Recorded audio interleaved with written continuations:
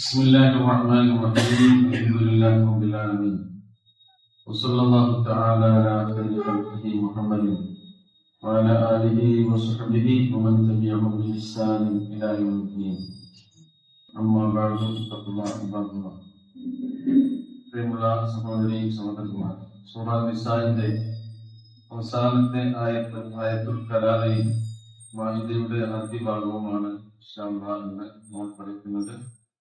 അല്ലാഹു സുബ്ഹാനഹു വ തആല അനുഗ്രഹിക്കുമാറാകട്ടെ. أعوذ بالله من الشيطان الرجيم. بسم الله الرحمن الرحيم. يستفتونك قل الله يفتيكم في الكلالة إن امرؤ هلك ليس له ولد وله أخت فلها نصف ما ترك وهو يرثها إن لم يكن لها ولد فإن كانت اثنتين فلهما الثلثان مما ترك وإن كانوا إخوة رجالا ونساء فللذكر مثل حظ الأنثيين يبين الله لكم أن تضلوا والله بكل شيء عليم.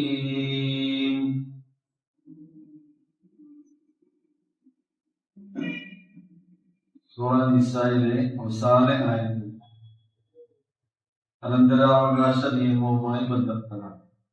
സൂറ നിസായിൽ തന്നെയാണ് അതിന്റെ ആദ്യ ഭാഗങ്ങളിൽ അനന്തരാവകാശ നിയമങ്ങളുമായി ബന്ധപ്പെട്ട വളരെ വിശദമായ പാഠഭാഗങ്ങൾ നമ്മൾ പഠിച്ചു. ഇവിടെ കലാല എന്ന് പറഞ്ഞാൽ പിതാവോ സന്താനമോ ഇല്ലാതെ അനന്തരാവകാശമെടുക്കുന്ന ഒരു പ്രശ്നമാണ്. ഒരാൾ മരിച്ചു കഴിഞ്ഞാൽ ആൾക്ക് മക്കളുമില്ല, പിതാവും ഇല്ല. അങ്ങനെയുള്ള സന്ദർഭത്തിൽ അനന്തരാവകാശം എങ്ങനെ വരും എന്നാണ് ഈ ആയത്തിൽ സംക്ഷിപ്തമായി അല്ലാഹു സുബ്ഹാനഹു വ തആല നമുക്ക് വിശദീകരിച്ചു. ഇതിന്റെ അവതരണ പശ്ചാത്തലവുമായി ബന്ധപ്പെട്ട ഒരു സംഭവം ബുഖാരി, മുസ്ലിം, ഇമാം അഹ്മദ് റഹിമഹുല്ലാഹ് അവരെല്ലാം തങ്ങളുടെ സഹീഹുകളിൽ ഉദ്ധരിക്കുന്നുണ്ട്. ജാബിർ ബിൻ അബ്ദുല്ലാഹ് റളിയല്ലാഹു അൻഹുവിൽ നിന്നാണ് അത് റിപ്പോർട്ട് ചെയ്യുന്നത്. ജാബിർ ബിൻ അബ്ദുല്ലാഹ് റളിയല്ലാഹു അൻഹു പറയുന്നു, ദഖല അലയ്യ റസൂലുള്ളാഹി സ്വല്ലല്ലാഹു അലൈഹി വസല്ലം വഅന മരീദ്. ഞാൻ രോഗിയായിരിക്കെ പ്രവാചക തിരുമേനി എന്റെ അരികിൽ വന്നു.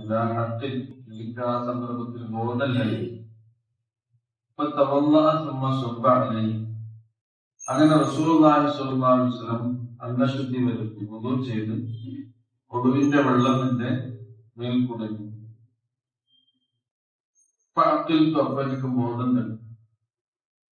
അപ്പൊ നബിയോട് ഞാൻ പറഞ്ഞു, നബിയെ, കലാലത്തായിക്കൊണ്ടാണ് ഞാൻ അനന്തരമെടുക്കപ്പെടുക. എന്റെ അനന്തര കാര്യങ്ങളൊക്കെ എങ്ങനെയായിരിക്കും? സ്വത്തിന്റെ അനന്തരാവകാശ കാര്യങ്ങൾ എങ്ങനെയായിരിക്കും എന്ന് റസൂലിനോട് ജാബിർ റളിയല്ലാഹു അൻഹു ചോദിച്ചപ്പോൾ ആ വിഷയവുമായി ബന്ധപ്പെട്ടാണ് അവതരിപ്പിച്ചത് ആയത്തുൽ മീറാത്ത്. ഈ ആയത്തുൽ കലാല ആ സന്ദർഭവുമായി ബന്ധപ്പെട്ടാണ് അവതരിച്ചത്. ഈ സംഭവം ഈ ഇമാം ബുഖാരി, മുസ്ലിം, അതേപോലെ തന്നെ ഇമാം അഹ്മദ് റഹിമഹുല്ലാഹ് അവരൊക്കെ തങ്ങളുടെ സഹീഹിൽ ഉദ്ധരിച്ചതാണ്. ഇതുമായി ബന്ധപ്പെട്ട വേറെയും വിശദീകരണം നമുക്ക് നോക്കാം. യസ്തഫ്തൂനക, നബിയെ, താങ്കളോട് അവർ മതവിധി തേടുന്നു. ഇസ്തഫ്ത യസ്തഫ്തി എന്ന് പറഞ്ഞാൽ ഫത്വ നമ്മൾ പറയും, ഫത്വ ചോദിക്കാൻ. അതാണ് ഇസ്തഫ്ത എന്ന് പറഞ്ഞാൽ ഫത്വ തേടുക, ഫത്വ ചോദിക്കുക. യസ്തഫ്തൂനക, അവർ നബിയെ താങ്കളോട് ഫത്വ അഥവാ മതവിധി ചോദിക്കുന്നു. അവരോട് പറയുക, ഖുലില്ലാഹു യുഫ്തീക്കും. ആരാണ് നിങ്ങൾക്ക് മതവിധി നൽകുന്നത്? അല്ലാഹു സുബ്ഹാനഹു വ തആല നിങ്ങൾക്ക് മതവിധി നൽകുന്നു. ഖുലില്ലാഹു യുഫ്തീക്കും. ഏത് വിഷയത്തിൽ? ഫിൽ കലാൽ, കലാലത്തിന്റെ വിഷയത്തിൽ അല്ലാഹു സുബ്ഹാനഹു വ തആല നിങ്ങൾക്ക് മതവിധി നൽകുന്നു. കലാല എന്ന് പറയുന്നത് ഇത് തന്നെ. ഏത്? പിതാവും അല്ലെങ്കിൽ സന്താനങ്ങളൊന്നും ഇല്ലാതെ സന്ദർഭത്തിൽ ഒരാൾ മരണപ്പെട്ടു പോയാൽ അനന്തര സ്വത്ത് ആർക്കൊക്കെയാണ് ഉണ്ടാകുക? ഇനി ഇമ്രുൻ, ഒരാൾ. ഇമ്രു എന്ന് പറയുന്ന വ്യക്തി, മനുഷ്യൻ. ഇമ്രഹത്ത് എന്ന് പറഞ്ഞാലോ സ്ത്രീ. ഇമ്രു പുരുഷൻ, ഇമ്രഹത്ത് സ്ത്രീ. മർഅ് എന്ന് പറഞ്ഞാലും പുരുഷൻ, മർഅത്ത് സ്ത്രീ. ഇമ്രുവിന്റെ സ്ത്രീലിംഗ രൂപമാണിത് ഇമ്രഹത്ത്. മർഅ് എന്നതിന്റെ സ്ത്രീലിംഗ രൂപമാണിത് മർഅത്ത്. രണ്ടും എന്താണ്? സ്ത്രീയും പുരുഷനും. രണ്ടും ഖുർആനിൽ മുദക്കറും മുഅന്നസുമായിട്ട് വന്നിട്ടുണ്ട്.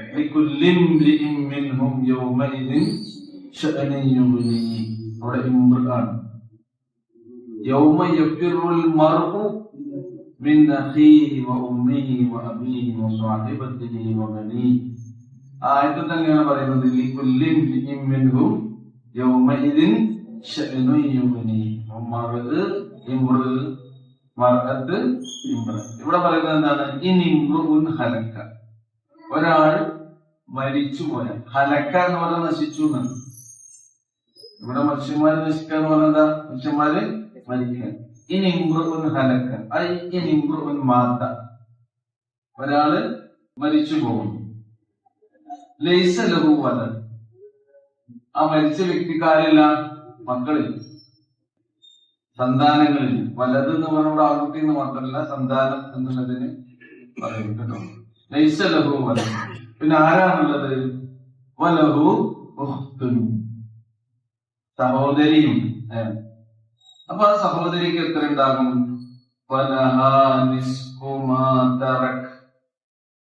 ആ സഹോദരിക്ക് അദ്ദേഹത്തിന്റെ അനന്തര സ്വത്തിന്റെ പകുതിയാണ് ഉണ്ടാവുക. അനന്തര സ്വത്തിന്റെ പകുതിയാണ് ഉണ്ടാവുക. അപ്പൊ ഇവിടെ ഒരാൾ മരിച്ചു, അയാൾക്ക് സഹോദരിയുണ്ട്. ഒരു സഹോദരി ഉണ്ടെങ്കിൽ എത്ര കിട്ടും? സഹോദരിക്ക് പകുതിയാണ്. അത് ചോദിച്ച ആള് ജാബിർ റളിയല്ലാഹു അൻഹുവിന്റെ മക്കളൊന്നും ഇല്ലായിരുന്നു, അദ്ദേഹത്തിന് സഹോദരിമാരായിരുന്നു ഉണ്ടായിരുന്നത്.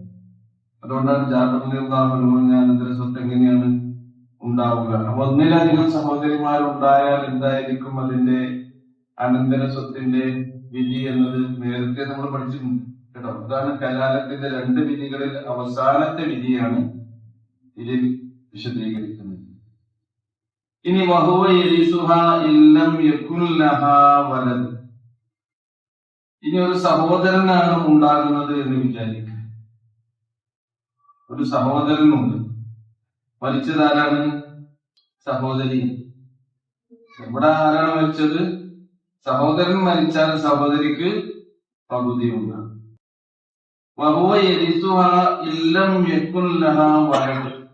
ഇനി സഹോദരി മരിക്കുകയും ഇല്ലം യകുൻ ലഹാ വലദ്, ആ സഹോദരിക്ക് സന്താനമില്ലാതിരിക്കുകയുമാണെങ്കിൽ എന്താണ് ചെയ്യുക? അവളെ മുഴുവനായി വഹുവ യരിസുഹാ, ആ സഹോദരിയുടെ മുഴുവൻ സ്വത്തും ആര് അനന്തരമെടുക്കും? സഹോദരൻ അനന്തരം. സഹോദരന് പൂർണ്ണമായി ആ അനന്തര സ്വത്ത് ഉണ്ടാകുന്ന വഹുവ യരിസുഹാ, ആ സഹോദരൻ അവളുടെ സ്വത്ത് അനന്തരമായി എടുക്കും. എന്തുകൊണ്ട്? ഈ സഹോദരിക്ക് മക്കളില്ലാത്തതുകൊണ്ട്. സഹോദരിക്ക് പകുതി കിട്ടിയില്ലേ, അപ്പൊ സഹോദരൻ എത്ര കിട്ടും? അതിനിരട്ടി സഹോദരിയാണ് മുഴുവൻ. അവര് പെണ്ണുണ്ട്, ആ പെണ്ണിന് മക്കളൊന്നുമില്ല. ഉള്ളതാരാണ്? ഒരു സഹോദരൻ. അപ്പൊ ഈ സഹോദരിയുടെ മുഴുവൻ സ്വത്തിനും അർഹനാരാണ്? ഈ സഹോദരൻ. ഒരാൾ മരിച്ചു, ഒരാളാണ് മരിച്ചത്, അയാൾക്കൊരു സഹോദരിയാണ് ഉള്ളത്. അപ്പോൾ അയാളുടെ സ്വത്തിന്റെ പകുതി ആർക്കുണ്ടാകും? സഹോദരിക്ക് ഉണ്ടാകും. ഇനി സഹോദരികൾ ഇനി ഇവർ രണ്ടുപേര് ഉണ്ട് എങ്കിൽ എത്ര ഉണ്ടാകും? അസുത്ത്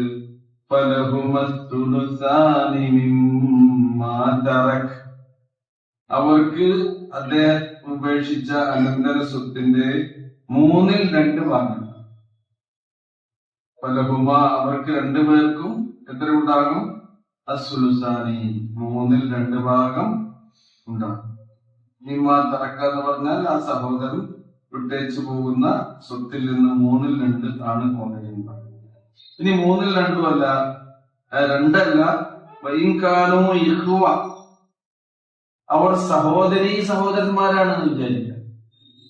ഇതിപ്പോ ഒരു സഹോദരന്റെ കാര്യം പറഞ്ഞു, ഒന്നിലധികം സഹോദരിമാര്, 2 സഹോദരിമാരുണ്ടെങ്കിൽ എത്ര ഉണ്ട് എന്ന് പറഞ്ഞു.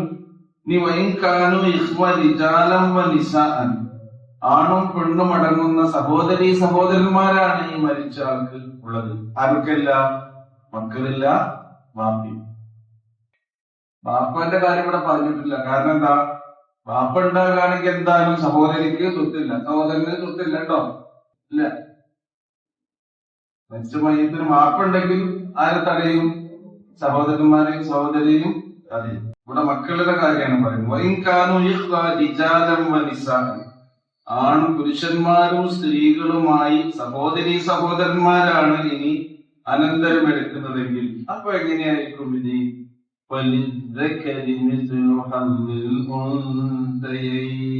നേരത്തെ നമ്മൾ പറഞ്ഞതുപോലെ ആണിന് 2 ഓരി. ശരിക്കും ഓരി ആർക്കാ ആദ്യം അള്ള വെച്ചത്?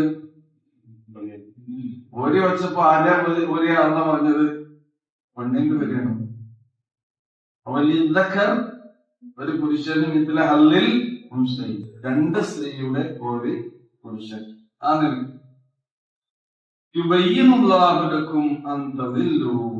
ഇങ്ങനെ ഈ കാര്യങ്ങളൊക്കെ അല്ലാഹു സുബ്ഹാനഹു വ തആല നിങ്ങൾക്ക് വ്യക്തമായി വിവരിച്ചു തരുന്നത്. ബയ്യന യുബയ്യിനു എന്ന് പറഞ്ഞാൽ തബീൻ, വ്യക്തമായി വിവരിച്ചു തരുന്നു. കാരണം അത് സമ്പത്തിന്റെ കാര്യമാണല്ലേ. മനുഷ്യൻ എപ്പോഴും പ്രശ്നം ഉണ്ടാക്കുക ഏത് വിഷയത്തിലായിരിക്കും? സമ്പത്തിന്റെ വിഷയത്തിൽ. ഇത് അനന്തര സ്വത്താകുമ്പോ പ്രത്യേകം ഉണ്ടാവും. അനന്തര സ്വത്ത് എന്ന് പറഞ്ഞാൽ ശരിക്കും കുടപ്പറപ്പുകളാണ്, സഹോദരന്മാര് സഹോദരികൾ, അടുത്ത ബന്ധുക്കൾ, അല്ലെ? അപ്പൊ അവർക്കിടയിൽ പ്രശ്നം ഉണ്ടാകരുത്.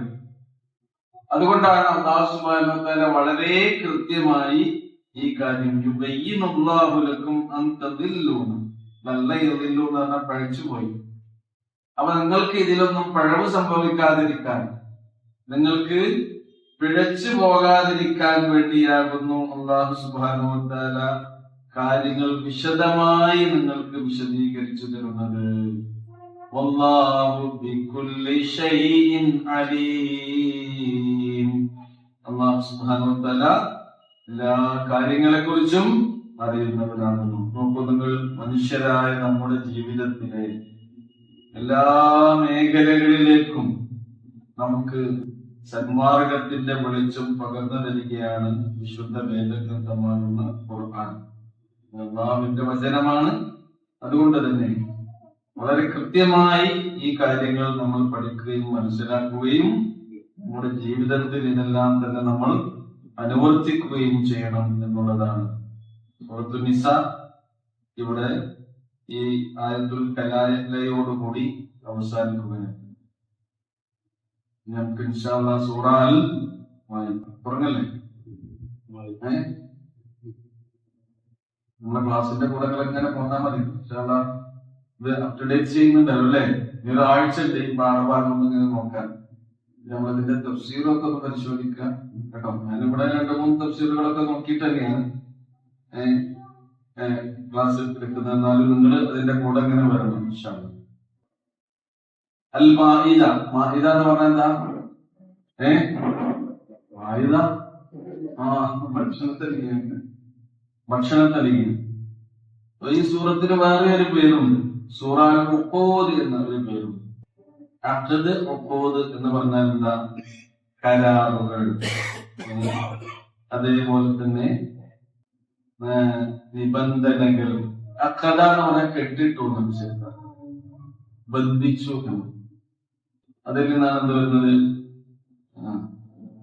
വിവാഹത്തെ കുറിച്ച് പറഞ്ഞെടുത്ത് പറയുന്നത് ഉഖ്ദത്തുൻ നിക്കാഹ് എന്ന് പറയുന്നത്. ഉഖ്ദത്തുൻ നിക്കാഹ്, നിക്കാഹിന്റെ ബന്ധനം. നിക്കാഹ് ശരിക്കും എന്താണെന്നൊരു ബന്ധനാണ്, ഒരു കരാറാണ്, ഒരു വ്യവസ്ഥയാണ്. അവിടെ ഖുർആൻ ഉഖ്ദത്ത് എന്ന് പറയുന്നത്. ഉഖ്ദത്ത് എന്നതിന്റെ ബഹുവചനം കൂടിയാണെന്ന് ഉഖൂദ്. ഉഖ്ദത്ത്, ഉഖൂദ്. അൽ, അതേപോലെ തന്നെ ഇതിന് മറ്റൊരു പേരും കൂടിയുണ്ട്, സൂറ അൽ മുൻഖിദ. സൂറ അൽ മുൻഖിദ, അൻഖദ യുൻഖിദു, അൽ മുൻഖിദ. അതൊക്കെ ഇതേ അർത്ഥത്തിൽ തന്നെ. കാരണം ഈ സൂറയിൽ ഒരുപാട് നിയമങ്ങൾ അല്ലാഹു സുബ്ഹാനഹു വ തആല വിശദീകരിച്ചു തരുന്നുണ്ട് എന്നുള്ളതാണ്. ഇത് മദനിയായ സൂറയാണ്. സൂറ മദനിയ, മദീനയിൽ അവതരിച്ചത്. ഇതിന്റെ അവതരണ പശ്ചാത്തലം ഏകദേശം പ്രവാചകൻ തിരുമേനി സ്വല്ലല്ലാഹു അലൈഹി വസല്ലം ഈ ഉംറ ചെയ്യാൻ വേണ്ടി മക്കയിലേക്ക് സഹാബത്തിന്റെ കൂടെ പോവുകയും ആ സന്ദർഭത്തിൽ നബിയെയും അനുചരന്മാരെയും മുശ്രിക്കുകൾ തടയുകയും ചെയ്തു. ആ സന്ദർഭത്തിലാണ്, എവിടെ വെച്ചാണ് ഉണ്ടായത്? ഹുദൈബിയ. ഹുദൈബിയ എന്ന് പറഞ്ഞാൽ ഒരു ഏരിയ, മക്കയിലേക്ക് എത്തുന്നതിന് മുമ്പുള്ള ഒരു സ്ഥലമാണിത്. അവിടുന്നാണ് തടഞ്ഞത്. അവിടെ വെച്ചാണ് ഹുദൈബിയ സന്ധി ഉണ്ടാക്കിയിട്ടുള്ളത്. അപ്പൊ അവിടെയും ഒരു കരാർ വരുന്നുണ്ട്, ഒരു സന്ധി വരുന്നുണ്ട്. ഹുദൈബിയ സന്ധി വളരെ ഇസ്ലാമിക ചരിത്രത്തിൽ വളരെ നിർണായകവും അതേപോലെ തന്നെ പ്രാധാന്യം അർഹിക്കുന്നതുമായ ഒരു കരാറാണ്. റസൂൽ ഒരുപാട് വിട്ടുവീഴ്ച ചെയ്തുകൊണ്ട് ആ കരാർ അത് നടപ്പിലാക്കുകയും അതേപോലെ തന്നെ അതിനുവേണ്ടി സഹാബത്തിനെയൊക്കെ സജ്ജരാക്കുകയും ചെയ്യുന്ന ചരിത്രത്തിൽ നമുക്ക് മനസ്സിലാക്കിയിട്ടുണ്ട്. റസൂൽ കരീം സ്വല്ലല്ലാഹു അലൈഹി വസല്ലം ഇതിനൊക്കെ ഓരോ കാര്യങ്ങളിലും ഇങ്ങനെ വിട്ടുവീഴ്ച സഫർ അതിങ്ങനെ നിർവഹിച്ചു കൊണ്ടിരുന്നപ്പോൾ ഉമർ റളിയല്ലാഹു അൻഹു ഇതുവരെ ചോദിച്ചിട്ടുണ്ട്, യാ റസൂലല്ലാഹ് അൻത റസൂലുള്ളാഹ്, നിങ്ങൾ റസൂൽ തന്നെയല്ലേ എന്നുവരെ ചോദിച്ചിട്ടുണ്ട്. ഇങ്ങനെയൊക്കെ നമ്മൾ വിട്ടുവീഴ്ച ചെയ്യണോ എന്നുള്ള നിലക്കാണ് ഉമർ റളിയല്ലാഹു അൻഹു ആ കാര്യം പറഞ്ഞിട്ടുള്ളത്. അപ്പൊ അതൊക്കെ ആയി ബന്ധപ്പെട്ടതിനാലായിരിക്കാം ഈ സൂറക്ക് ഏത് പേരും കൂടിയുണ്ട്? സൂറത്തുൽ ഉഖൂദ്. മറ്റൊരു സൂറ അൽ മാഇദ. അള്ളാഹുവിനോട് ആകാശത്ത് നിന്നൊരു ഭക്ഷണത്തലിക ഇറക്കി തരാൻ വേണ്ടി പിന്നെ ബനീ ഇസ്രായേലിൽപ്പെട്ട ഒരു വിഭാഗം പ്രാർത്ഥിച്ചതുമായി ബന്ധപ്പെട്ട ചരിത്രമാണ്. ഇൻഷാ അല്ലാഹ് നമുക്ക് വിശദമായി മനസ്സിലാക്കാം. ഈ സൂറയുടെ മറ്റൊരു പ്രത്യേകതയുള്ളത്, വിശുദ്ധ ഖുർആനിൽ അവസാനമായി ഇറങ്ങിയ ആയത്ത് എന്ന് നമ്മൾ പറയുന്ന അൽയൗമ അക്മൽതു ലക്കും ദീനക്കും വഅത്മംതു അലൈക്കും നിഅമതി വറദീതു ലക്കും അൽ ഇസ്ലാമ ദീനൻ, ഈ സൂറയിലെ മൂന്നാമത്തെ ആയത്തിന്റെ ഒരു ഭാഗമാണ്. മൂന്നാമത്തെ ആയത്ത് മുഴുവനല്ല, മൂന്നാമത്തെ ആയത്തിന്റെ ഒരു ഭാഗമാണ്. അപ്പൊ അതുവരെ ഇറങ്ങിയ ആയത്ത് മുഴുവനാകാതെ നിൽക്കാൻ ഈ ആയത്ത് ഇറങ്ങാൻ വേണ്ടി. ചില ആയത്തുകൾ അങ്ങനെയുണ്ട്, ആയത്തുകൾ തന്നെ പൂർണ്ണമാകാതെ നിന്നിട്ടുണ്ട്. അങ്ങനെയൊക്കെയാണ് ഖുർആൻ ഘട്ടം ഘട്ടമായി ഖുർആൻ അവതീർണമായി നമ്മൾ പറഞ്ഞില്ലേ. സൂറ മാത്രമല്ല, ആയത്തുകൾ മാത്രമല്ല, ആയത്തിന്റെ പരിപൂർണതയിൽ കൂടി എന്തുണ്ട്? ഈ ഘട്ടം ഘട്ടമായിട്ടുള്ള അവസ്ഥ. അപ്പൊ സൂറ അൽ മാഇദയിലെ മൂന്നാമത്തെ ആയത്തിന്റെ ഒരു ഭാഗമാണ് അവസാനമായി അവതീർണമായത് എന്ന അഭിപ്രായവും. അതൊക്കെ അപ്പൊ ഈ ആയത്ത് അവതീർണമായത് റസൂൽ കരീം സ്വല്ലല്ലാഹു അലൈഹി വസല്ലം ഹജ്ജത്തുൽ വദാഇൽ അറഫയിൽ നിൽക്കുന്ന സന്ദർഭത്തിലാണ് ഏതായത് അവതീർണമായത്? ഈ സൂറയിലുള്ള മൂന്നാമത്തെ ആയത്തിന്റെ ഒരു ഭാഗം അൽയൗമ അക്മൽതു ലക്കും ദീനക്കും വഅത്മംതു അലൈക്കും നിഅമതി വറദീതു ലക്കും അൽ ഇസ്ലാമ ദീനൻ. ഒരു സൂറയിൽ അവസാനമായി ഇറങ്ങിയ സൂറ, അതും ഹജ്ജിൽ തന്നെയാണ്. ഹജ്ജിന്റെ സന്ദർഭം അത് റസൂലുള്ളാഹി മിനയിലായിരിക്കുമ്പോൾ, ഇതെവിടെയായിരിക്കുമ്പോഴാണ്? അറഫയിൽ നിൽക്കുന്ന സന്ദർഭത്തിൽ. സൂറ അവതീർണമായത് മിനയിലായിരിക്കുമ്പോൾ. അതേത് സൂറയാണ്? സൂറത്തുൻ നസ്ർ. ഇദാ ജാഅ നസ്റുല്ലാഹി വൽ ഫത്ഹ് വറഅയ്ത അൻ-നാസ യദ്ഖുലൂന ഫീ ദീനില്ലാഹി അഫ്വാജാ ഫസബ്ബിഹ് ബിഹംദി റബ്ബിക വസ്തഗ്ഫിർഹു ഇന്നഹു കാന തവ്വാബാ. ഈ സൂറയിൽ 120 ആയത്തുകളാണ്. ആയത്തുകളിൽ ചിലതിലൊക്കെ 123 എന്നൊക്കെ ഉണ്ടാകും. നിങ്ങൾ മുസാഫിൽ എത്ര ആയത്താണുള്ളത്? 120 ആയത്തുകളാണ്. ആയത്തിന്റെ എണ്ണത്തിൽ ചിലപ്പോൾ എന്തുണ്ടാകും? അങ്ങോട്ടോ ഇങ്ങോട്ടോ മാറ്റങ്ങളുണ്ട്. എണ്ണപ്പെടുന്നതിന്റെ മാനദണ്ഡം അനുസരിച്ചാണ് ഈ മാറ്റം ഉണ്ടാകുന്നത്. അതേപോലെ തന്നെ സൂറത്തുൻ നിസാഇൽ നമ്മള് വിവാഹവുമായി ബന്ധപ്പെട്ട ഉഖൂദുകളെ കുറിച്ചാണ് പറഞ്ഞത്. എന്നാൽ ഇവിടെ അല്ലാഹു സുബ്ഹാനഹു അതേപോലെ തന്നെ കലാലത്തിന്റെ, വസിയത്തിന്റെ കാര്യങ്ങൾ, അമാനത്തിന്റെ കാര്യങ്ങൾ ഒക്കെ പറഞ്ഞു. ഇതിലും ആ കാര്യങ്ങൾ അല്ലാഹു സുബ്ഹാനഹു വ തആല വിവാഹവുമായി ബന്ധപ്പെട്ടല്ല, മറ്റു കരാറുകളുമായി ബന്ധപ്പെട്ടുള്ള നിയമങ്ങൾ പറയുന്നു എന്നുള്ളത് ഇതിന്റെ ഒരു സവിശേഷതയാണ്. സൂറത്തുൻ നിസായില് നമ്മൾ മദ്യം നിഷിദ്ധമാക്കി അവതീർണമായ ആയത്തിനെ കുറിച്ച് പഠിച്ചു അല്ലെ? അതിന്റെ ഒരു ഘട്ടമാണ്. ഇതേപോലെ തന്നെ മദ്യം നിഷിദ്ധമാക്കിയതും ഘട്ടം ഘട്ടമായിട്ടാണ്, ഒന്നിച്ച് അല്ല എന്ത് ചെയ്തത്, നിഷിദ്ധമാക്കി. ഇതിലെന്താണ് പറഞ്ഞിട്ടുള്ളത്? സൂറ നിസായിൽ കഴിഞ്ഞ സൂറത്തിൽ നമ്മൾ പറഞ്ഞത് യാ അയ്യുഹല്ലദീന ആമനൂ ലാ തഖറബുസ് സ്വലാത്ത വഅൻതും സുകാർ. മത്ത് പിടിച്ചവരായ അവസ്ഥയിൽ നിങ്ങൾ നമസ്കാരത്തെ സമീപിക്കരുത് എന്നതാണ്. എന്നാൽ ഇതില് സൂറ മാഇദയിൽ അല്ലാഹു ഇനി ഒരിക്കലും നിങ്ങൾ മദ്യപിക്കരുത്, അവസാനം മദ്യം പരിപൂർണമായി നിഷിദ്ധമാക്കിക്കൊണ്ടുള്ള ആയത്ത് സൂറ അൽ മാഇദയിൽ ഇൻഷാ അല്ലാഹ് നമുക്ക് പഠിക്കണം. അതൊക്കെയാണ് ഇതിന്റെ സവിശേഷം. അതേപോലെ തന്നെ ഈ സൂറയിലും ജൂതന്മാരും ക്രിസ്ത്യാനികളുമായുള്ള ആശയ സംവാദം വളരെ കൃത്യമായി അല്ലാഹു സുബ്ഹാനഹു വ തആല നമുക്ക് പഠിപ്പിച്ചു തരുന്നുണ്ട്. കപടവിശ്വാസികളുടെയും മുശ്രിക്കുകളുടെയും അവരുമായുള്ള ആശയപരമായി ഉള്ള വ്യത്യാസങ്ങളെ കുറിച്ച് അല്ലാഹു ഇതിൽ വിശദീകരിച്ചിട്ടുണ്ട്. ഇതൊക്കെയാണ് ഈ സൂറയുടെ സവിശേഷതയായി നമുക്ക് പറയാനുള്ളത്. സൂറത്തുൻ നിസാ ആരംഭിച്ചത് മനുഷ്യവർഗത്തെ മുഴുവൻ സംബോധന ചെയ്തുകൊണ്ടാണ്. മാനവ കുലത്തെ ഒന്നടക്കം യാ അയ്യുഹന്നാസ് അല്ലെ, യാ അയ്യുഹന്നാസ് എന്ന് സംബോധന ചെയ്തുകൊണ്ടാണ്. അല്ലയോ മാനവ സമൂഹമേ എന്ന സംബോധനയുടെയാണ് സൂറത്തുൽ നിസാ അവതരിച്ചതെങ്കിൽ ഇവിടെ സൂറത്തുൽ മാഇദ യാ അയ്യുഹല്ലദീന ആമനു എന്ന ഈ സംബോധന തുടക്കത്തിലുണ്ട് എന്ന പോലെ തന്നെ ഇനിയും ഇടയ്ക്കിടയ്ക്ക് ഈ സംബോധന ആവർത്തിച്ചു വരുന്നുണ്ട്. എന്ന് പറഞ്ഞാൽ സത്യവിശ്വാസികളോട് അല്ലാഹു പ്രത്യേകമായി പറയുന്ന ചില കാര്യങ്ങൾ ഈ സൂറയിൽ ആവർത്തിച്ചു വരും.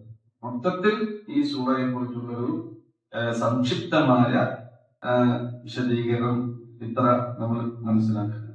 ഇനി നമുക്ക് തുടങ്ങാം. يا أيها الذين آمنوا أوفوا بالعقود. അല്ലയോ സത്യവിശ്വാസികളെ, നിങ്ങൾ പൂർത്തീകരിക്കുവിൻ. ഔഫു എന്ന് പറഞ്ഞാൽ നിങ്ങൾ പൂർത്തീകരിക്കുവിൻ. ബിൽ ഉഖൂദ്, എന്തിനെയാണ് നിങ്ങൾ പൂർത്തീകരിക്കേണ്ടത്? കരാറുകളെ നിങ്ങൾ പൂർത്തീകരിക്കുവിൻ. കരാർ ചെയ്താൽ എന്ത് ചെയ്യണം? നിറവേറ്റണം. ഉടമ്പടികളെ നിങ്ങൾ എന്ത് ചെയ്യണം? നിറവേറ്റണം. അൽ വഫ, ഈഫ എന്നൊക്കെ പറഞ്ഞാൽ ഒരു കാര്യം പരിപൂർണമായി നിർവഹിക്കുക എന്നാണ്.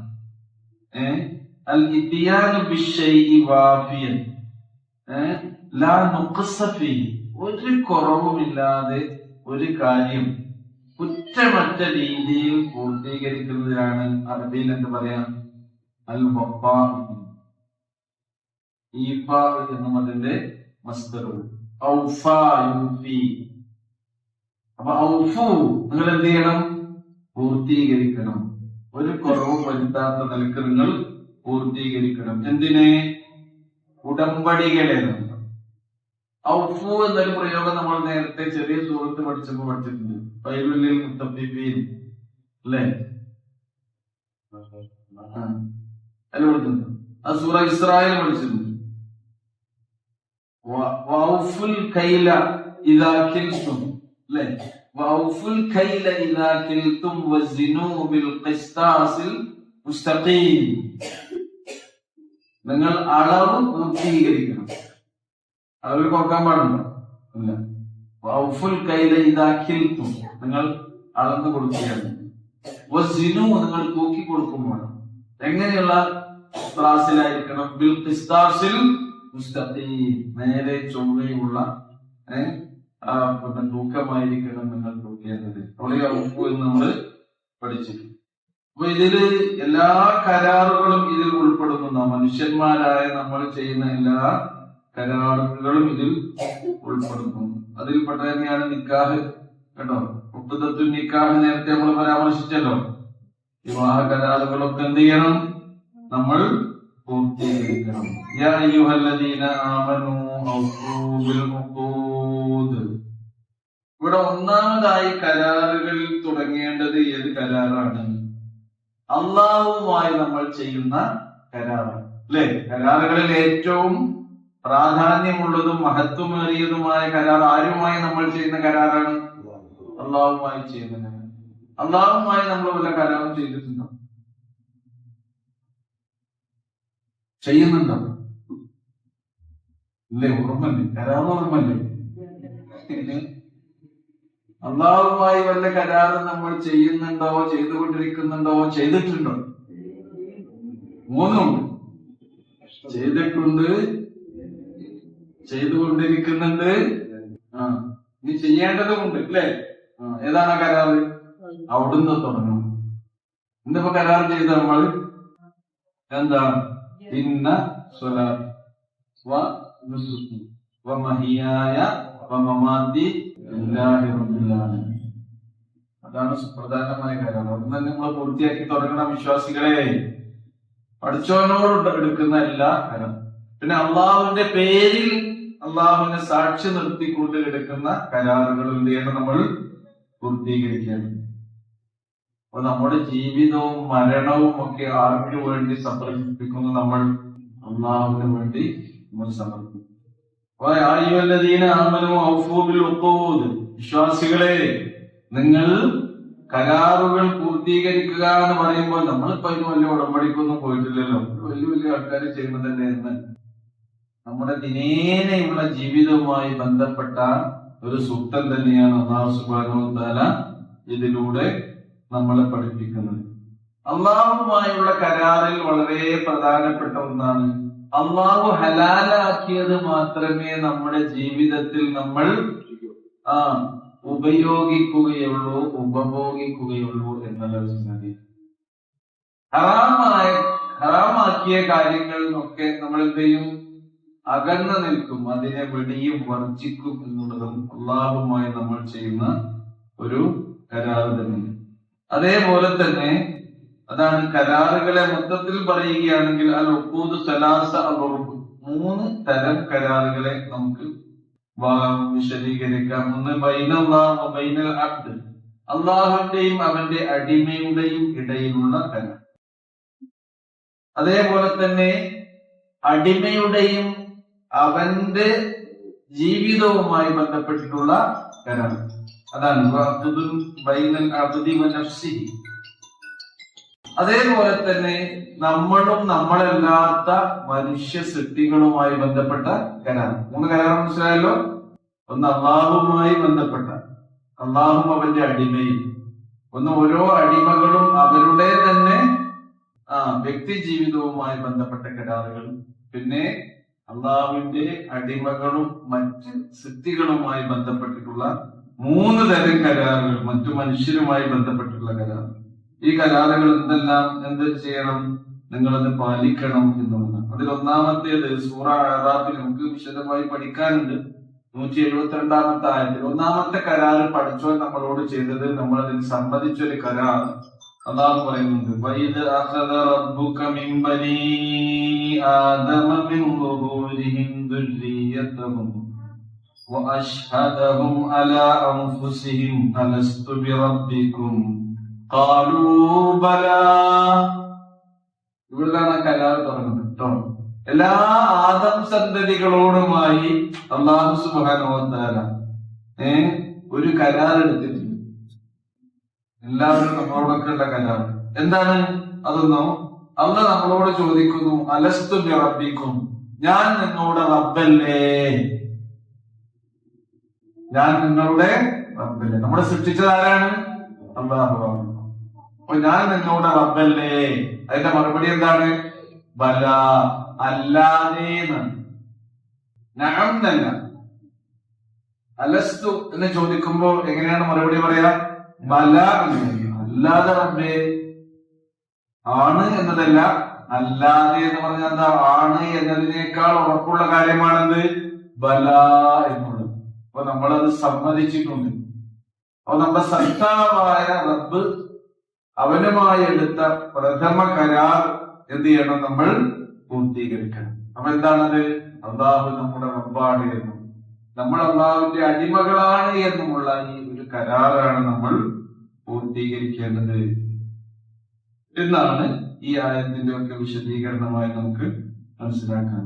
ഇനി നോക്കൂ, ഈ സംബോധന കൊണ്ട് ആയത്ത് തുടങ്ങിയിട്ട് അല്ലാഹു പറയുന്നു, വഹില്ലത്ത് ലക്കും ബഹീമത്തുൽ അൻആമി ഇല്ലാ മാ യുത്ലാ അലൈക്കും.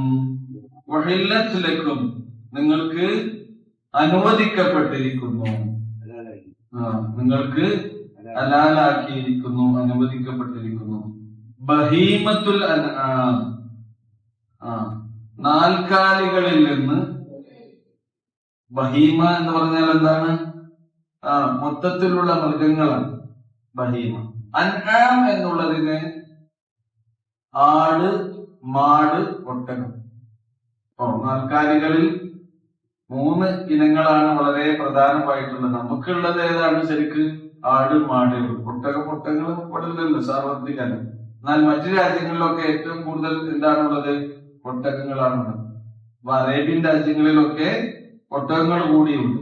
അപ്പൊ ഈ ആട്, മാട്, ഒട്ടകം എന്നീ വിഭാഗങ്ങളിൽപ്പെട്ട മൃഗങ്ങളെ അല്ലാഹു സുബ്ഹാനഹു വ തആല നിങ്ങൾക്ക് ഹലാലാക്കി തന്നിരിക്കുന്നു.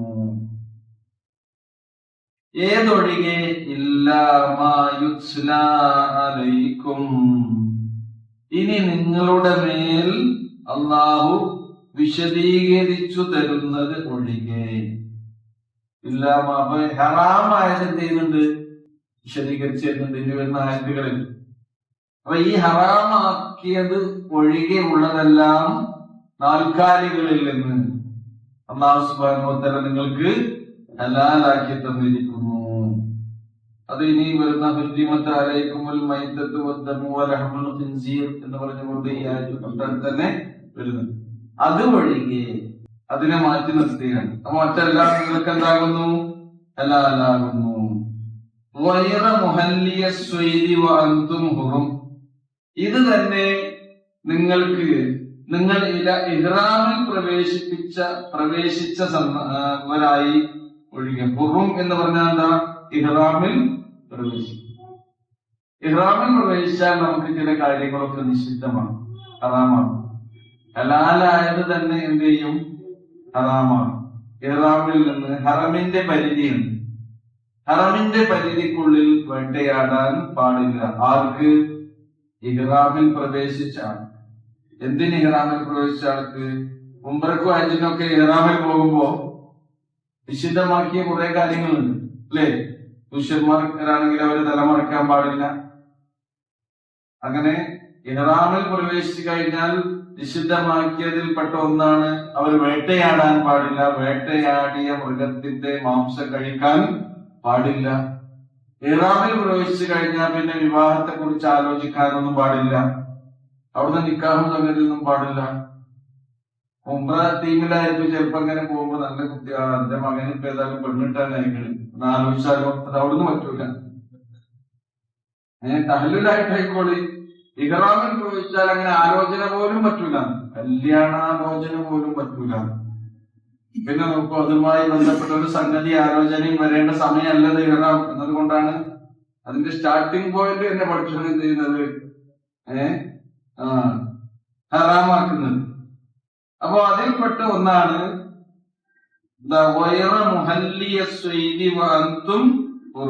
നിങ്ങൾ ഇഹ്റാമിൽ പ്രവേശിച്ചവരായിരിക്കെ നിങ്ങൾക്ക് വേട്ടയാടുന്നത് അനുവദനീയമാക്കരുത്.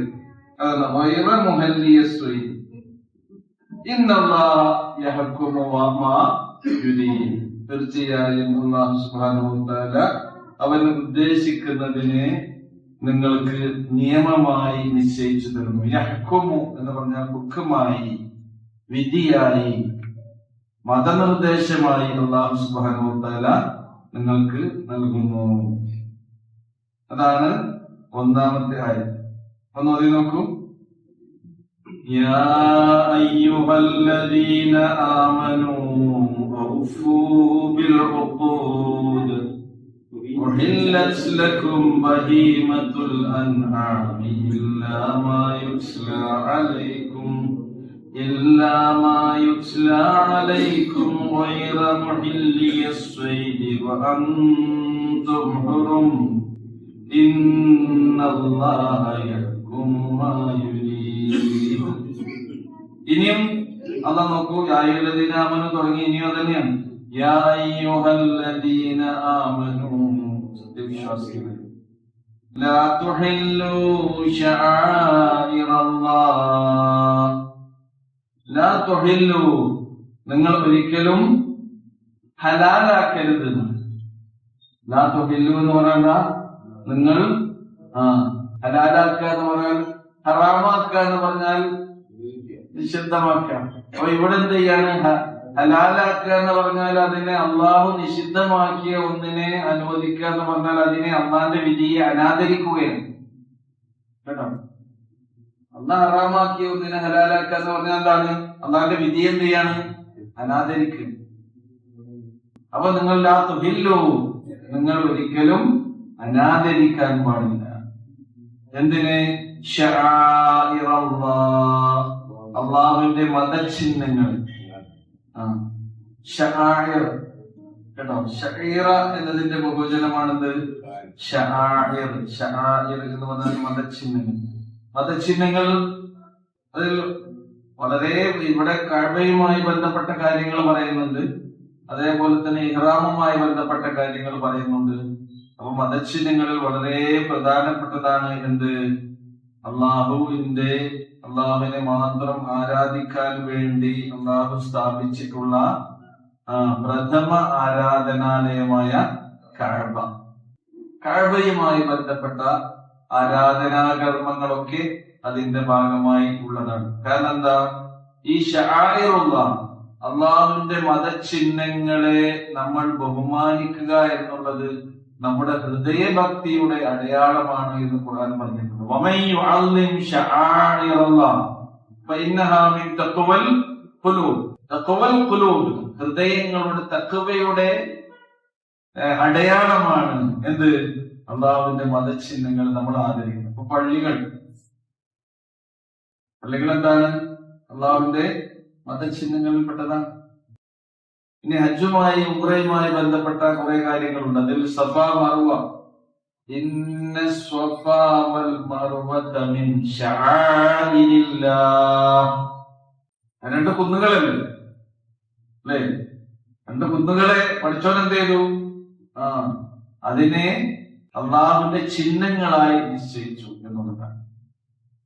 അപ്പൊ ഹജ്ജും ഉംറയുമായി ബന്ധപ്പെട്ട രണ്ട് സ്ഥലങ്ങളാണ്, പവിത്രമായ രണ്ട് സ്ഥലം തന്നെയാണ് സ്വഫ വൽ മർവ. നമ്മൾ അവിടെ നിന്ന് പ്രാർത്ഥിച്ചാൽ പ്രാർത്ഥനയ്ക്ക് ഉത്തരം കിട്ടുന്ന സ്ഥലങ്ങൾ കൂടിയാണ് സഫയിൽ നിന്നുള്ള പ്രാർത്ഥനയും മർവയിൽ നിന്നുള്ള പ്രാർത്ഥനയും. അപ്പൊ ഇസ്ലാമിന്റെ ആദർശവും ഇസ്ലാമിന്റെ ആചാരാനുഷ്ഠാന ക്രമങ്ങളുമായി ബന്ധപ്പെട്ട് അള്ളാഹു പവിത്രമാക്കിയതിനെ നമ്മൾ എന്ത് ചെയ്യണം? പവിത്രമാക്കുക തന്നെ വേണം. അതാണ് തഖ്വൽ ഖുലൂബ്. മസാജിദ്, പള്ളികളിൽ നിന്ന് ഉള്ള ബാങ്കൊലികൾ എന്താണ്? അതെന്തൊക്കെയാണ്? മിൻ ശആഇരിൽ ഇസ്ലാം, ഇസ്ലാമിന്റെ അടയാളങ്ങളിൽപ്പെട്ടതാണ്. അല്ലാഹു സുബ്ഹാനഹു വ തആല പവിത്രമാക്കി നിശ്ചയിച്ചു. അതുകൊണ്ടാണ് ബാങ്കിനെ നമ്മൾ എന്ത് ചെയ്യുന്നു? ആദരിക്കൂലേ? അത് നമ്മുടെ ഹൃദയഭക്തിയുടെ വാക്ക് കേൾക്കുമ്പോ നമ്മൾ എന്ത് ചെയ്യും? അതിന് ജവാബ് പറയണം. അതിൽ പറയുന്നത് പോലെ തന്നെ നമ്മൾ ജവാബ് പറയണം. അതിന്റെ കൂടെ നമ്മൾ എന്ത് ചെയ്യണം? മാനസികമായി നമ്മുടെ ഐക്യദാർഢ്യം പ്രഖ്യാപിച്ചുകൊണ്ടാണ് അതിന് നമ്മൾ ജവാബ് പറയുന്നത്. അതിനുശേഷം നമ്മൾ ദുആ ചെയ്യുകയും വേണം. അല്ലാഹുമ്മ റബ്ബ ഹാദിഹി ദഅവതി തമ്മ. എന്റെ മുമ്പ് റസൂലിന്റെ മേൽ സ്വലാത്ത് ചെല്ലണം. സുന്നത്തുൽ വാക്ക് കേട്ട ഉടനെ നമ്മൾ ജവാബ് പറഞ്ഞതിന് ശേഷം അല്ലാഹുമ്മ സ്വല്ലി അലാ മുഹമ്മദ്, ഇബ്രാഹിമി സ്വലാത്ത് പരിപൂർണമായി ചൊല്ലണം. അത് സുന്നത്താകുന്നു. അതിനുശേഷമാണ് അല്ലാഹുമ്മ റബ്ബ ഹാദിഹി ദഅവതി തമ്മ വസ്സലാത്തിൽ ഖായിമ. പിന്നെ പറയുന്നത് ആതി മുഹമ്മദനിൽ വസീല വൽ ഫളീല. മുഹമ്മദ് നബി സല്ലല്ലാഹു അലൈഹി വസല്ലമക്ക് പരലോകത്ത് നൽകേണ്ട ആ പരമോന്നതമായ 2 പദവികളെ അത് എടുത്തു പറഞ്ഞുകൊണ്ടാണ് ഇത് നൽകാൻ വേണ്ടി. ആതി മുഹമ്മദനിൽ വസീല വൽ ഫളീല വബഅസ്ഹു മഖാമൻ മഹ്മൂദ. അദ്ദേഹത്തെ അവിടെ സ്തുത്യർഹമായ ഒരു പദവിയിൽ നീ നിയോഗിക്കണേ റബ്ബേ. എവിടെ? ആ പദവി തന്നെ ആയിരിക്കും ആര്? റസൂലുള്ളാഹി സ്വല്ലല്ലാഹു അലൈഹി വസല്ലം. സ്വർഗത്തിൽ ആദ്യമായി പ്രവേശിക്കുന്ന വ്യക്തി ആരാണ്? അത് നബിയ അല്ല. ആരാണ്? റസൂലുള്ളാഹി സ്വല്ലല്ലാഹു അലൈഹി വസല്ലം. അതേപോലെ തന്നെ ഉയർത്തെഴുന്നേൽപ്പ് സമയത്ത് ഭൂമിയിൽ നിന്ന് ആദ്യമായി ഉയർത്തെഴുന്നേൽപ്പിക്കപ്പെടുന്ന വ്യക്തിമാരാണ്? മുഹമ്മദ് മുസ്തഫ റസൂലുള്ളാഹി സ്വല്ലല്ലാഹു അലൈഹി വസല്ലം.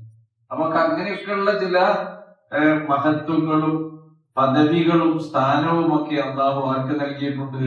റസൂലുള്ളാഹി സ്വല്ലല്ലാഹു അലൈഹി വസല്ലം. മഹ്മൂദൻ, ഈ പദവി അല്ലദീ വഅദ്തഹു, ഈ മഖാമും മഹ്മൂദ്, സ്തുത്യർഹമായ പദവി നീ വാഗ്ദാനം ചെയ്തതാണ്. ആർക്ക്?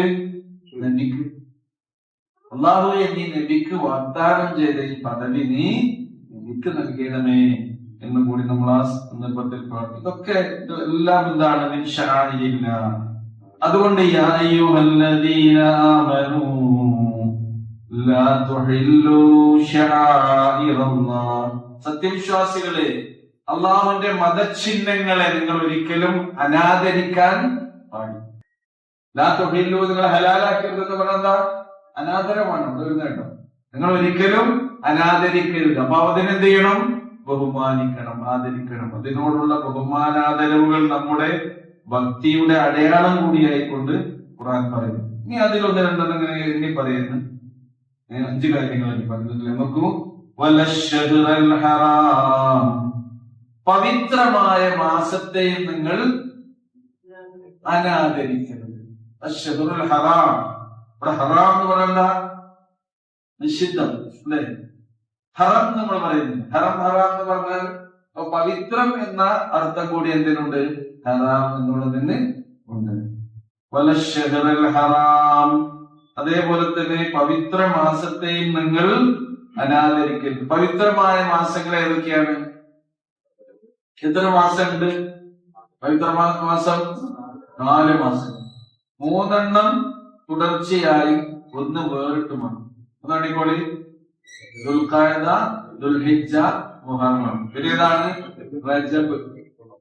ഈ ദുൽഖഅദ, ദുൽഹിജ്ജ, മുഹറം 3 മാസം കണ്ടിന്യൂ ആയിട്ട് പവിത്ര മാസമായി പ്രഖ്യാപിക്കാൻ കാരണം ഹജ്ജ് ഏത് മാസത്തിലാണ്? ദുൽഹജ്ജ് മാസത്തിലാണ്. ഹജ്ജ് കർമ്മങ്ങൾ ആരംഭിക്കുന്നത് ദുൽഹജ്ജ് 8 മുതൽ എത്ര വരെ? 13 വരെ. എത്ര ദിവസം? 6 ദിവസം. അത് അങ്ങോട്ടും ഇങ്ങോട്ടും മാറൂല കേട്ടോ. ഹജ്ജ് നീട്ടിവെച്ചു എന്ന് പറയും. അവിടെ തിരക്കാണ്, അല്ലെങ്കിൽ കൊറോണയാണ്, അതുകൊണ്ട് ഹജ്ജ് നീട്ടിവെച്ചു എന്ന് പറയും. ഹജ്ജ് ചെയ്യുകയാണെങ്കിൽ എന്താണ് ചെയ്യണം? ദുൽഹജ്ജ് 8 മുതൽ 13 വരെ. 12 നിർത്തി അവസാനിപ്പിച്ച് പോകാം. 5 ദിവസം ആകാം. പരിപൂർണമാകുമ്പോൾ എത്രയായി? 6 ദിവസമായി. എന്തിനു വേണ്ടിയാണെന്നോ? അപ്പൊ ഹജ്ജിന് ആളുകൾ നിർഭയരായി പല ദിക്കുകളിൽ നിന്നും വരണം. ഈ 3 മാസത്തെയും പവിത്രമാക്കാൻ കാരണം, ഒന്നാമത്തെ പവിത്രത, അന്ന് സംഘട്ടനങ്ങളോ സംഘർഷങ്ങളോ രക്തച്ചൊരിച്ചിലുകളോ യുദ്ധങ്ങളോ ഒന്നും ഉണ്ടാകാൻ പാടില്ല എന്നുള്ള പ്രഖ്യാപനം ജാഹിലിയ്യ കാലത്തെ ഉണ്ടായ സംഭവം. എന്ന് മുതലെന്നോ ഇബ്രാഹിം അലൈഹി സ്വലാത്തു വസ്സലാം അവിടെ ഹജ്ജിനെ വിളംബരം ചെയ്തില്ലേ,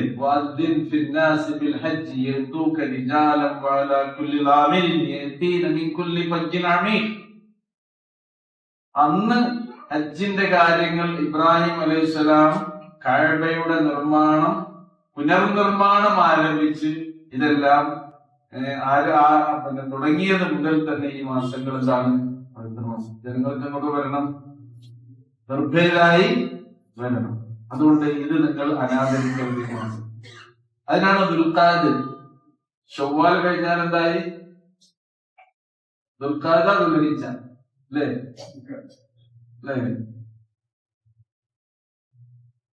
ദുൽഹിജ്ജ കഴിഞ്ഞാൽ മുഹറം, പവിത്രമായ മാസമായി.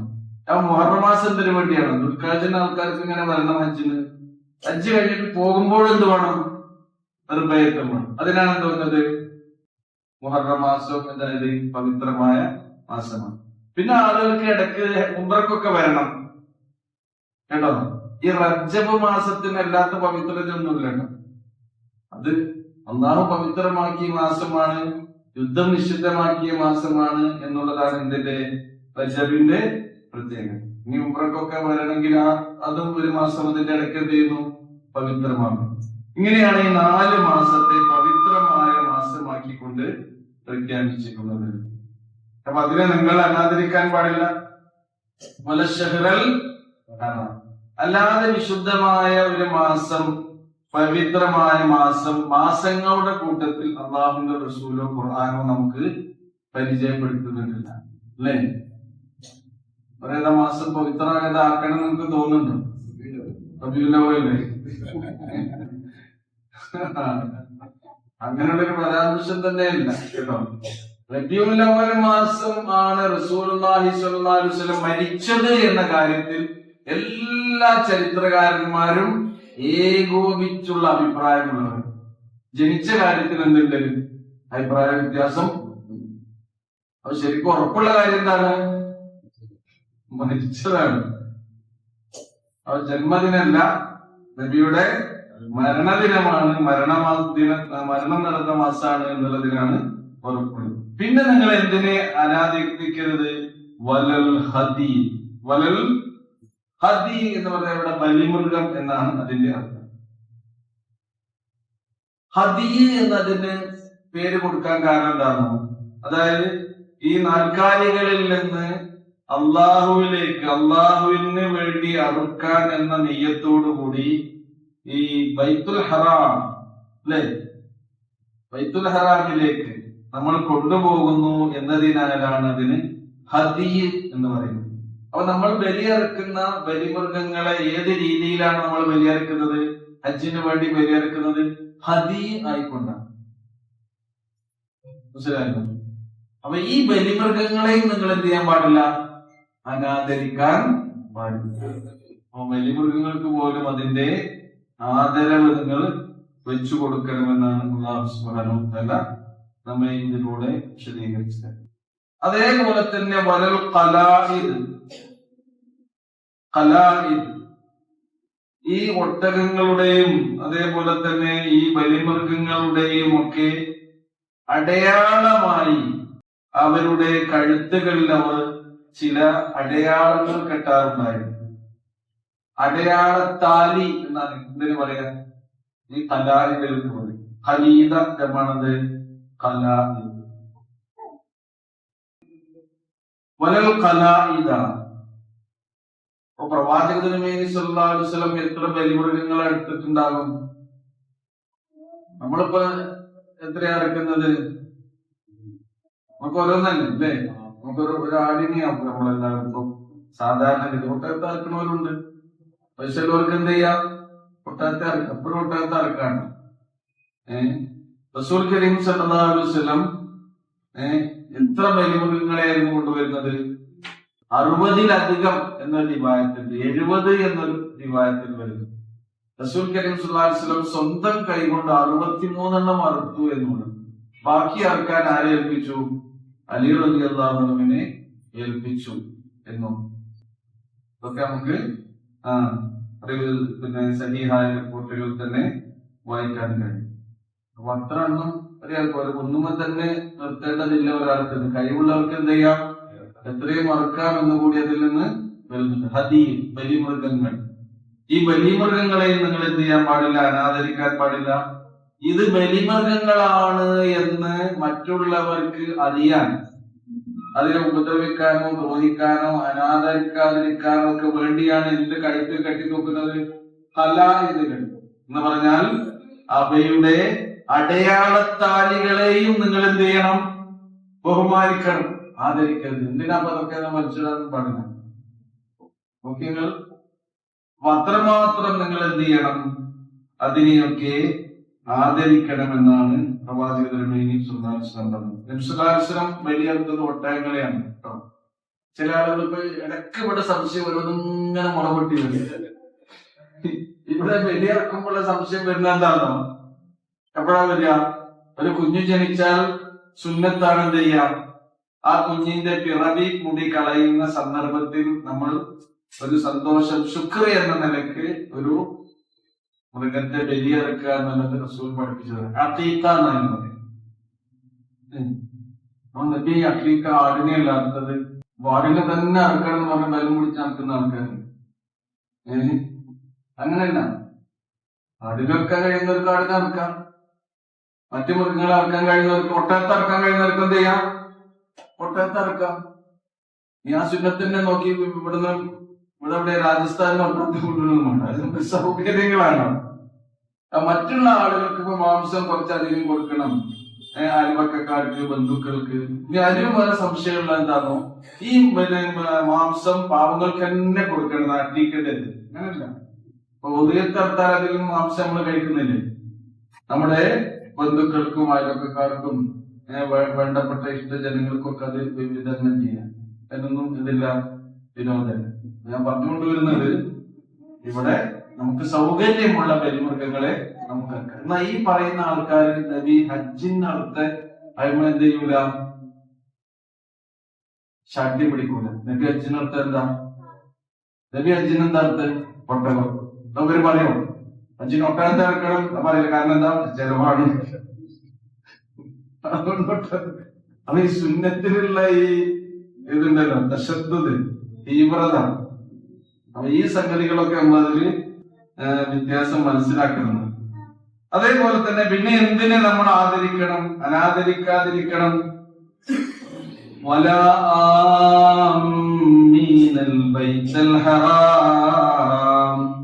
ബൈത്തുൽ ഹറാം എന്ന് പറഞ്ഞാൽ വിശുദ്ധമായ മന്ദിരം. ബൈത്തുൽ ഹറാം വിശുദ്ധമായ മന്ദിരം. ആ വിശുദ്ധമായ മന്ദിരത്തെ ലക്ഷ്യമാക്കി പോകുന്ന ആമീൻ എന്ന് പറഞ്ഞാൽ അമ്മ, അതിനെ ഉദ്ദേശിച്ച് അതിനെ ലക്ഷ്യം വെച്ച് പോകുന്ന തീർത്ഥാടകരെയും നിങ്ങൾ എന്ത് ചെയ്യാൻ പാടില്ല, അനാദരിക്കാൻ പാടില്ല. കഅബയിലേക്ക് പോകുന്ന തീർത്ഥാടകരോടും എന്ത് വേണം, ആദരവ് വേണം. ഹജ്ജിനും ഉംറയ്ക്കും ഒക്കെ പോകുന്ന തീർത്ഥാടകരോട് നിങ്ങൾ ആദരവ് കാണിക്കണം, അവരെ അനാദരിക്കാൻ പാടില്ല. അവർ കൊണ്ടുപോകുന്ന ബലിമൃഗങ്ങളെ നിങ്ങൾ അനാദരിക്കാൻ പാടില്ല. അത് ബലിമൃഗങ്ങളാണ് എന്ന് മറ്റുള്ളവരെ അറിയിക്കാൻ വേണ്ടി അവയുടെ കഴുത്തുകളിൽ കെട്ടിത്തൂക്കിയ അടയാളത്താലികളെ പോലും നിങ്ങൾ അനാദരിക്കാൻ പാടില്ല. ഇങ്ങനെയൊക്കെയുള്ള ആദരവ് നിങ്ങളുടെ മനസ്സുകളിൽ മുളപൊട്ടുന്നത്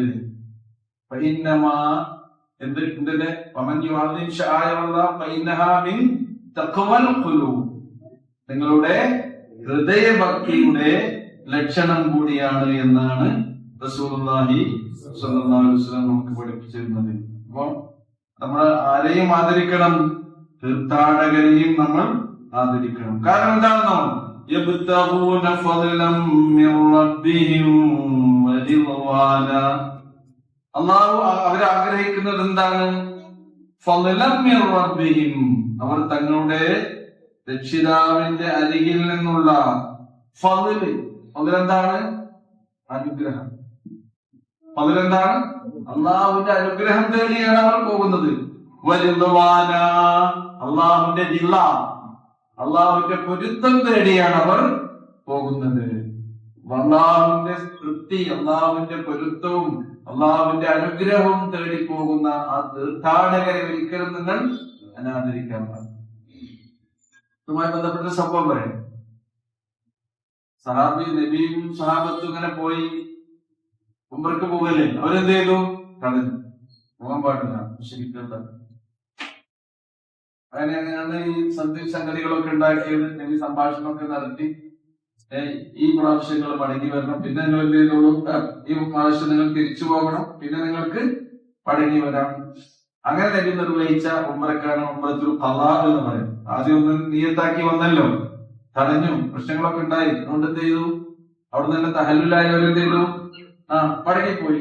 പിന്നെ ഇതിനു വേണ്ടി, ഇത് നിർവഹിക്കാൻ വേണ്ടി, രണ്ടാമതും വേണ്ടി ഉംറ നിർവഹിക്കാൻ വന്ന ഉംറക്കാണ് ഉംറത്തുൽ ഖളാ എന്ന പേരിൽ അറിയപ്പെടുന്ന പ്രവാചകൻ നബി സല്ലല്ലാഹു അലൈഹി വസല്ലമയുടെ ഉംറ.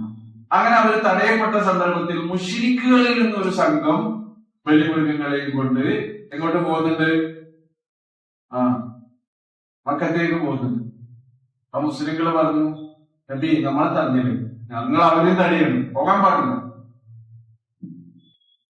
ഞങ്ങൾക്ക് പോകാൻ പാടില്ലെങ്കിൽ അവർക്കും പോകാൻ പാടില്ല. അവരെ ബലിമൃഗങ്ങളൊന്നും അങ്ങോട്ടെ ഹറമിലേക്ക് കയറ്റുന്നുണ്ട്, ഞങ്ങൾ അതിന് തടയാന്ന് പറഞ്ഞപ്പോൾ റസൂലുള്ളാഹി സ്വല്ലല്ലാഹു അലൈഹി വസല്ലം എന്ത് പറഞ്ഞു? ഇല്ല, അത് പാടില്ല. അവരവരുടെ ഉദ്ദേശം കൊണ്ട്, അവരുടെ ഉദ്ദേശം അവരെ അതിനനുസരിച്ച് അവരുടെ വരുന്ന പ്രതിഫലം കൊടുക്കും. അപ്പൊ തീർത്ഥാടനത്തിന് വേണ്ടി പോകുന്ന ആരെയും നിങ്ങൾ എന്ത് ചെയ്യണ്ട? തടയേണ്ട. അതാണ് ഇവിടെ, ആരെയും തടയാൻ പാടില്ല. അവരുടെ ബലിമൃഗങ്ങളെയും അടയാളത്താലികളെ പോലും അനാദരിക്കാൻ പാടില്ല എന്ന് പറയും. ഇനി നോക്കൂ, ഒരു കാര്യം നിങ്ങൾക്ക് നിഷിദ്ധമാക്കിയിട്ടുണ്ടല്ലോ ഇഹ്റാമിൽ പ്രവേശിച്ചു കഴിഞ്ഞാൽ. എന്താണത്? വേട്ടയാടുക എന്ന്. അപ്പൊ നമുക്കിവിടെ ഈ വേട്ടയാടല് നമുക്കൊരു ഫീലിംഗ്, വേട്ടയാടുക എന്ന് പറയുമ്പോഴാണ്. കാരണം എന്താ? അത് പറ്റുന്ന സ്ഥലമുണ്ട്. അങ്ങനെ പോലെ സമയം നോക്കിയിട്ടുണ്ട്. വേറെ പരിപാടികളൊക്കെ കാണും. ബാക്കി പിന്നെ വിശദീകരിക്കണം. വേട്ടയാടൽ അടുത്ത ക്ലാസ്സിലാക്കും. വേട്ടയാടൽ ആടിന്റെ സംഗതി തന്നെയാണ്. അത് ആടിക്കൊണ്ട് അടുത്ത ക്ലാസ് നമുക്ക് തുടങ്ങാൻ നിർത്താം. അല്ലാഹു സുബ്ഹാനഹു വ തആല അവന്റെ വിശുദ്ധ ഗ്രന്ഥത്തിലെ ആയത്തുകളും അതിന്റെ ആശയങ്ങളും അതിന്റെ അധ്യാപനങ്ങളും ഒക്കെ പഠിച്ച് മനസ്സിലാക്കി ആവുന്നത്ര ജീവിതത്തിൽ പകർത്താൻ നമുക്ക് തോൽപ്പിക്ക് നൽകി റഹ്മാനായ നിങ്ങളുടെ ജീവിതത്തിൽ പറ്റിപ്പോകുന്ന തെറ്റുകൾ ഞങ്ങളോട് പൊറുക്കണമേ. മരണപ്പെട്ടു പോയ എല്ലാവർക്കും മഹ്ഫിറത്തും റഹ്മത്തും നൽകണമേ. നിങ്ങൾക്കിടയിലെ രോഗികൾക്ക് ശക്തിയും സൗഖ്യവും ശമനവും നൽകി അനുഗ്രഹിക്കണം. നിങ്ങൾക്കിടയിൽ ദുരിതവും പ്രയാസവും അനുഭവിക്കുന്നവരെ അവരുടെ ദുരിതക്കായി നീ കരകയറ്റണം. ربنا تقبل منا انك انت السميع العليم وتب علينا انك انت التواب الرحيم وصلى الله تعالى على خير خلقه محمد وعلى اله وصحبه اجمعين سبحان ربك رب العزه عما يصفون وسلام على المرسلين والحمد